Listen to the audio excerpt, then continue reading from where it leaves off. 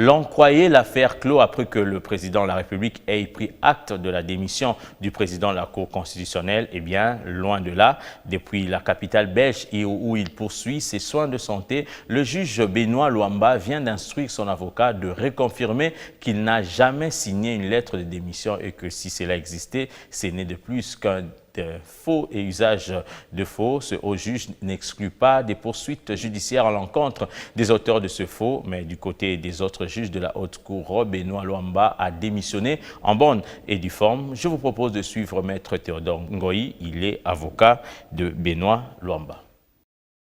En tant que conseil du président, je voudrais que l'opinion nationale et internationale s'en tienne au démenti du président. Le président de la Cour, Benoît Luamba, en soins à l'étranger, n'a jamais démissionné, puisqu'il a écrit une lettre à ses pairs, les juges de la Cour constitutionnelle, pour leur dire « je n'ai pas démissionné ». En droit, pour mettre fin à ses fonctions par démission volontaire, celui qui démissionne s'adresse au président de la Cour constitutionnelle et en copie à ses pairs. La Cour examine l'opportunité, ne prend pas acte, mais examine l'opportunité.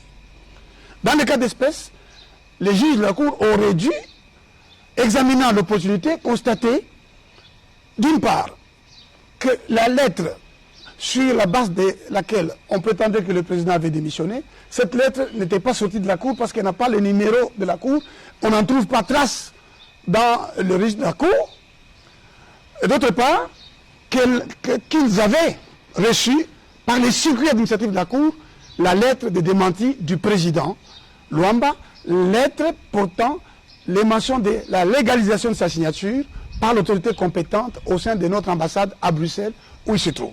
Troisièmement, puisque la Cour a pour mission d'examiner l'opportunité, si elle avait examiné l'opportunité, et si aujourd'hui encore elle décide d'examiner l'opportunité, elle va en conclure que le président Luamba n'ayant pas démissionné, nous annulons l'acte que nous avons transmis au président de la République et nous prenons acte de son démenti et nous le transmettons au président de la République.